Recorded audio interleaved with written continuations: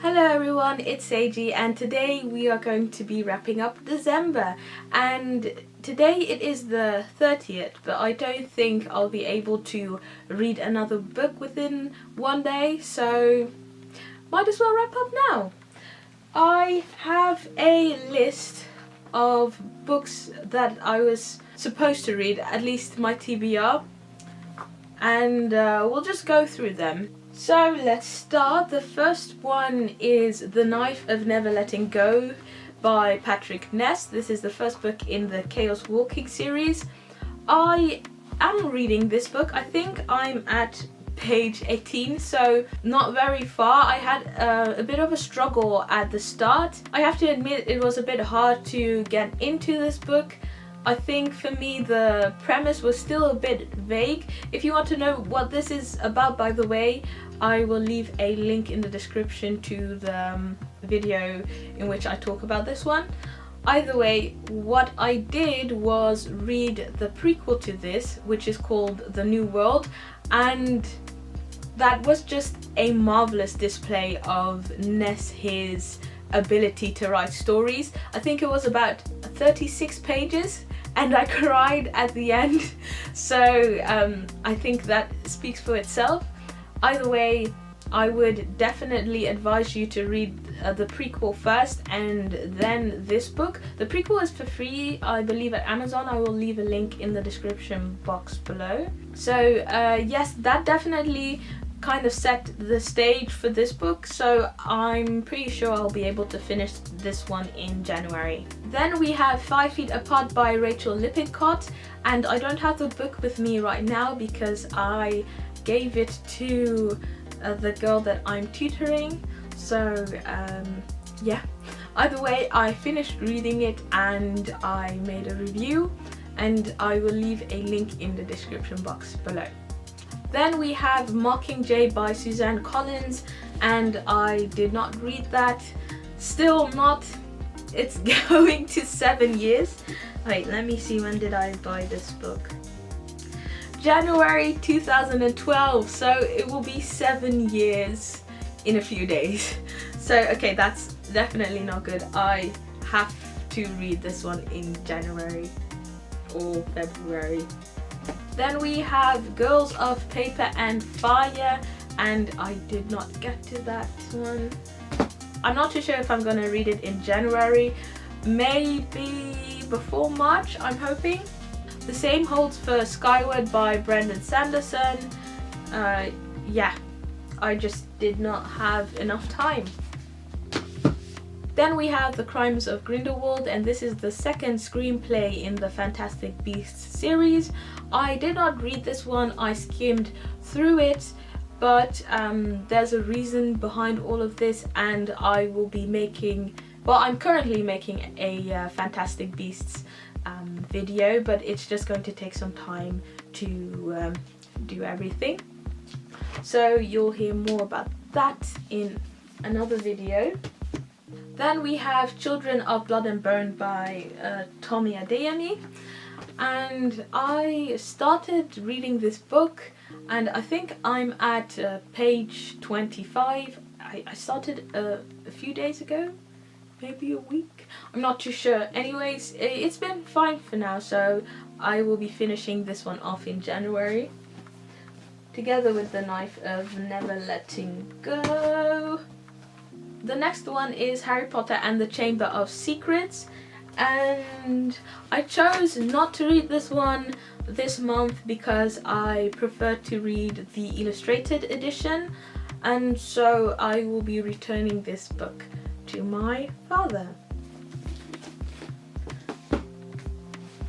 The next one is Alice in Wonderland, or at least Alice's Adventures in Wonderland and Through the Looking Glass.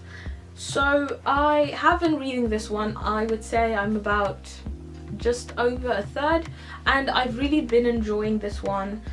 I read, I think, the first 20 pages of this one previously, so I will be finishing these ones in January, definitely. Also, we'll be making a video. Then we have Mortal Engines. Where is the book? Oh, yeah, I finished this one. At least I read, I think about a two-third, about 200 pages. I've read of this one, and then I listened to the rest, and I still want to, for good measure, just read through the last 100 pages, because I feel that when I'm reading something, I don't always completely internalize it, so I would like to just still finish this one.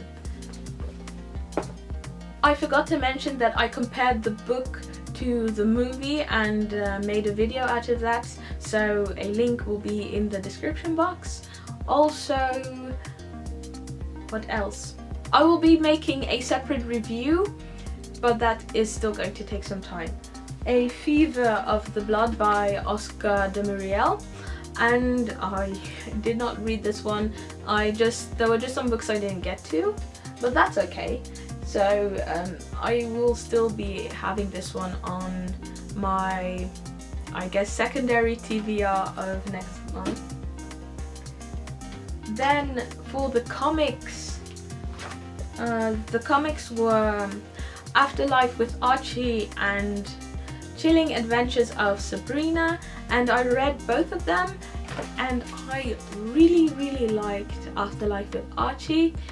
I gave this one a 5-star review on Goodreads, which is very rare for me, so I really enjoyed this one.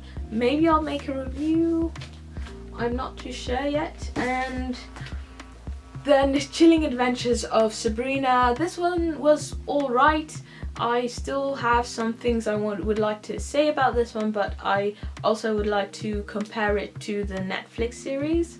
So yes, that's that. Also, I ordered the second volume of this one, but they still haven't sent it to me, so that's a bit saddening. Okay, those are all of the books on my TBR, but I also read some stuff that wasn't on the list. So I will have to take my iPad and go to Goodreads.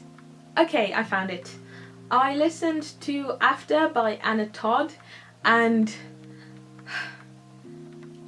I will make a video or two about this this book. Also, I read the comic Book Love by Debbie Tung, and I really enjoyed this one. It was kind of like just comics that were very relatable if you like reading books, so that was very fun.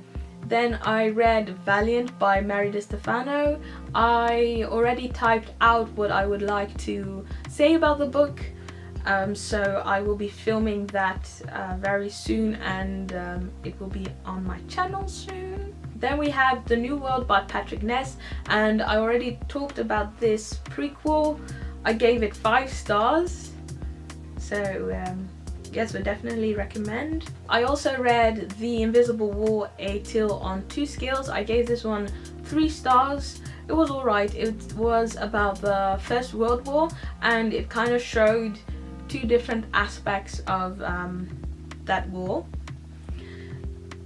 I read La Guardia, the first issue. This was by Nnedi Okorafor. She's also the one who wrote Binti and Akata Witch and Akata Warrior, and I actually didn't really like that one too much. Yeah, so I gave that one 2 stars. Then I read Guardians of the Galaxy issue 1, which was alright, 3 stars.